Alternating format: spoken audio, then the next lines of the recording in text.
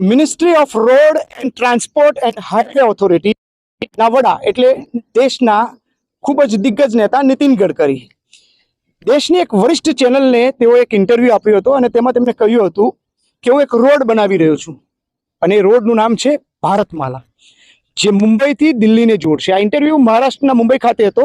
તેમાં તેઓએ કહ્યું હતું એ રોડ એટલો સુંદર હશે કે હું એ રોડની ટ્રાય લેવાનો છું અને એક વ્હીકલમાં 4 વ્હીલમાં બેસીશ અને મારી ગાડીના આગળના ટોપ પર એક ગ્લાસ મૂકીશ અને એ ગ્લાસ જે છે એ મુંબઈથી દિલ્હી ક્યાંય પડે નહીં એટલો જ સરસ એ રોડ બનાવવાનો છું. એમને આ પ્રમાણેના એક ઇન્ટરવ્યૂમાં વાત કરી હતી. એ વાત કરી હતી ભારતમાલા પ્રોજેક્ટની.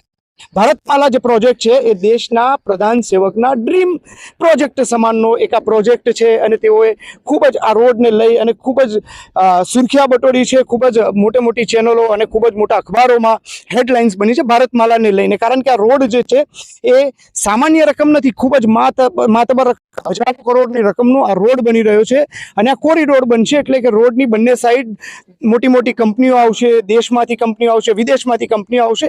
એટલે આ રોડનું જે પ્રોજેક્શન છે એ લોકોને જોબ આપવા માટેનું છે, લોકોનું સારું ટ્રાન્સપોર્ટેશન થાય તે માટેના હેતુથી આ રોડ બનાવવામાં આવ્યો છે. આ રોડ જે છે એ ગોધરાના દરુણિયા ખાતેથી પસાર થાય છે. ત્યારે રાજ્ય સહિત પંચમહાલમાં જે ભારે અતિવૃષ્ટિ થઈ ત્યાર પછી પ્રથમ વરસાદમાં જ બિનકાર્યરત રોડ છે. હજુ સુધી અહીંયા વાહનોની અવરજવર નથી, કોઈ લોડિંગ વાહન, કોઈ વજનવાળા વાહન, કોઈ પેસેન્જર વાહન, 2 વ્હીલર, કોઈ પણ વાહનો અહીંયા હજુ સુધી ચાલ્યા નથી. એ પહેલા જ હું આપને દ્રશ્યો બતાવીશ કે આ રોડની સ્થિતિ. જે રોડ વિશે નીતિન ગડકરીએ એવું કહ્યું હતું કે હું ઉપર ગ્લાસ મૂકીશ અને ગ્લાસ ક્યાં પણ પડે નહીં.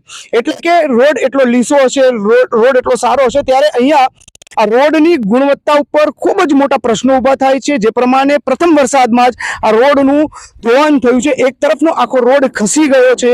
માટીનું ધોવાણ થવાથી જે છે એ આખો રોડ જે છે તૂટી ગયો છે. ત્યારે આ જે વાતો છે એ ક્યાં સુધી દેશની પ્રજા, દેશની જનતા આ વાતો સાંભળશે અને પછી કેમેરામેન જઈ અને મીડિયા જઈ અને આવા દ્રશ્યો કેમેરાના કચકડે કંડાળી અને તેને લોકો સામે પ્રદર્શિત કરશે.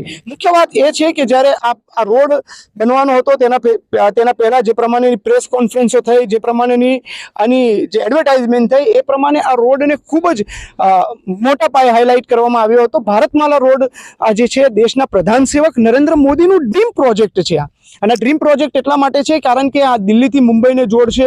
અહીંયા ખૂબ જ આ રોડને લઈને વાતો છે કે આ રોડ જે છે 1 લેન છે અને કદાચ આને એક્સટેન્ડ કરી અને 12 એટલે કે 12 લેન પણ આ રોડને બનાવવામાં આવે એવું હાલ વિકીપીડિયા પર પણ દર્શાવવામાં આવી રહ્યું છે. એટલે રોડ જે છે ખૂબ જ તામઝામ સાથે ખૂબ જ મોટો બનાવવામાં આવી રહ્યો છે. પરંતુ જે પ્રમાણેની સ્થિતિઓ અને પરિસ્થિતિઓનું સર્જન છે ત્યારે ગુણવત્તા સામે પ્રશ્ન ઊભી કરતી આ તસવીરો ખરેખર ખૂબ જ આઘાતજનક અને ઘાતકજનક પણ છે.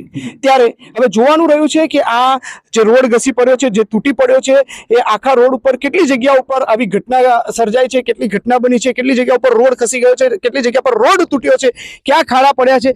કારણ કે આ ખૂબ જ મોટી માતબર રકમ, હજારો કરોડ રૂપિયાનો આ પ્રોજેક્ટ છે, દેશના પ્રધાન સેવકનો પ્રોજેક્ટ છે અને નીતિન ગડકરીના જે પ્રમાણેના સ્ટેટમેન્ટ છે તેની સાથે આ રોડના કોન્ટ્રાક્ટ તેમજ રોડની ગુણવત્તા મેચ થતી નથી. ત્યારે આ મેચ થાય અને આ સારી રીતે રોડ બને, લોકો સુખદ રીતે આ રોડનો ઉપયોગ કરે અને જે પ્રમાણેની વાતો થઈ છે એ જ પ્રમાણેનો આ રોડ બને એવી લોકો આશા રાખી રહ્યા છે. કેમેરામેન કેયુર સાથે editor in chief Ismail Jaba, Global Express, Godhra.